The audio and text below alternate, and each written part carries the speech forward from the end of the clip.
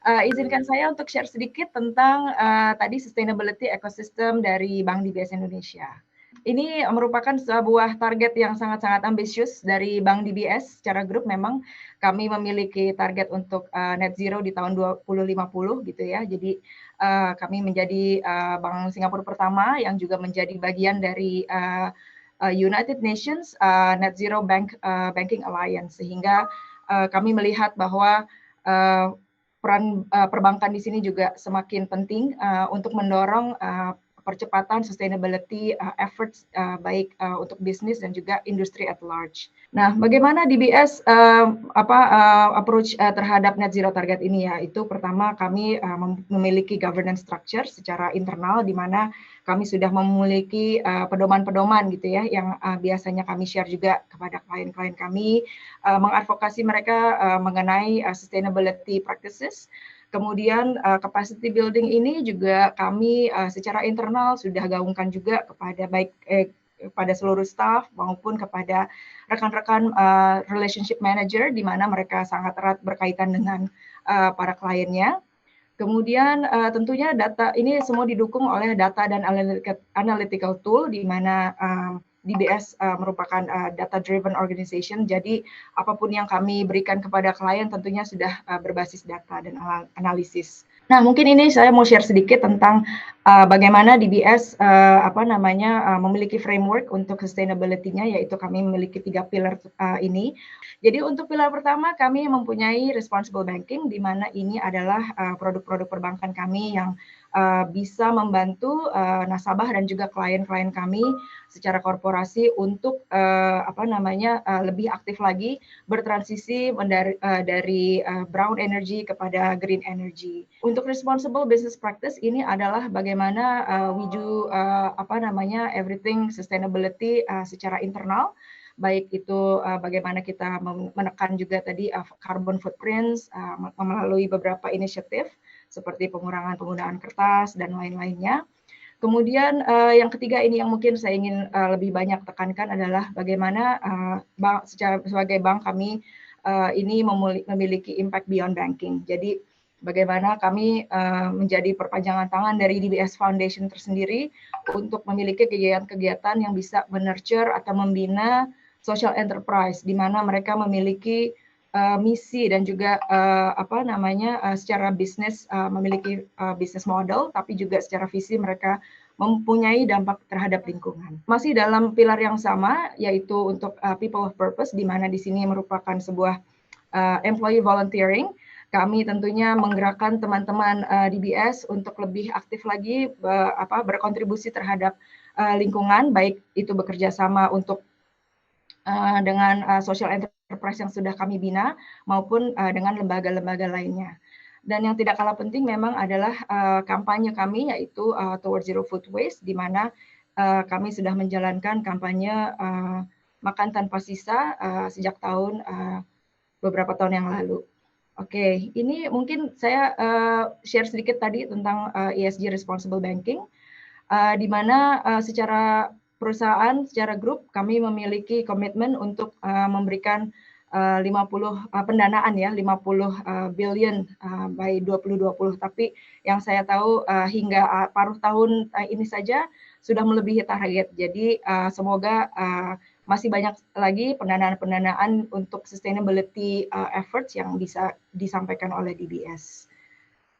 Beberapa contohnya adalah kita memang fokus terhadap 9 industri sektor ini, yaitu otomotif, aviasi, chemical, food, oil and gas, power, real estate, shipping, dan juga steel.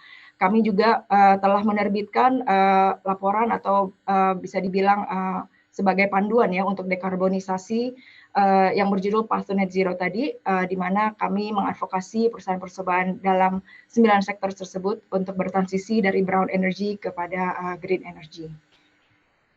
Nah, ini mungkin sepanjang tahun 2022 beberapa pendanaan yang kami berikan. Pertama itu mungkin salah satunya adalah di pendanaan untuk anak perusahaan dari Indika Energy, yaitu PT Jaya Bumi Pasir, di mana mereka mengelola biomass di lahan perkebunan ya di Kalimantan kalau nggak salah. Jadi ini digunakan untuk sebuah energi baru untuk menggunakan kayu-kayu yang ditanam. Kemudian yang kedua adalah kami memberikan juga pendanaan kepada e-fishery, sebuah perusahaan budidaya ikan dan juga udang, di mana mereka sangat-sangat concern terhadap lingkungan dan juga kesejahteraan para petambak, maaf, petambak ikan dan udang di Indonesia.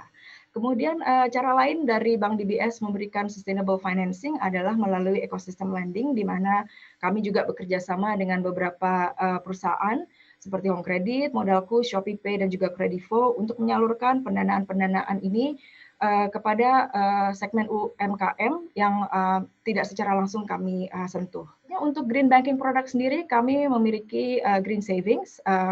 Di sini kami juga mengajak para nasabah untuk bisa turut berdonasi gitu ya, melalui menyisihkan sebagian dari bunganya untuk kesejahteraan para petani kakao yang berada di Sumatera dan di Sulawesi.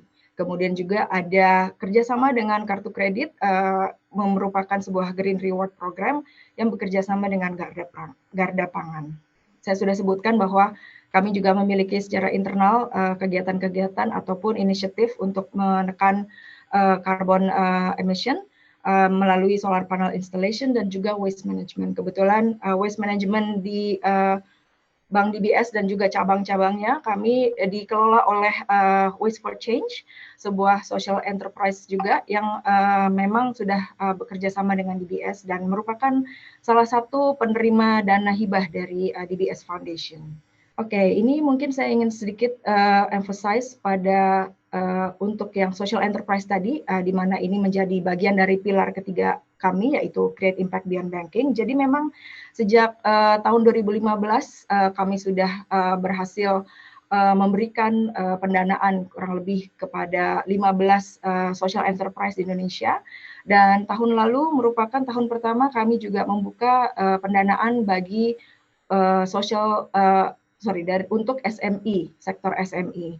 Hari ini kebetulan sekali kami mengadakan sebuah media conference untuk mengumumkan penerima grant terbaru kami, yaitu dari Sukacita. Mungkin banyak yang sudah familiar dengan Sukacita, merupakan sebuah social enterprise yang bergerak di industri sustainable fashion. Dan mereka ini sangat-sangat concern terhadap pembuatan penanaman kapas hingga pembuatan tekstilnya yang sangat-sangat ramah lingkungan. Nah, ini juga salah satu campaign kami yang kami sangat very close to home sebenarnya. Jadi judulnya adalah Makan Tanpa Sisa. Di sini kami juga sangat-sangat concern terhadap global warming, di mana kita semua tahu bahwa sampah makanan di Indonesia ini sudah sangat mengkhawatirkan, sehingga gas-gas metana yang dihasilkan oleh sisa sampah makanan yang berakhir di TPA gitu ya, itu bisa mempengaruhi global climate tadi. Oleh karena itu kami juga sangat-sangat agresif untuk mengampanyekan Makan Tanpa Sisa ini, bekerja sama dengan beberapa lembaga juga, termasuk social enterprise dan juga NGO, di mana kami selalu mengedukasi bahwa semua bermula dari diri kita sendiri, yaitu kita bisa makan tanpa sisa.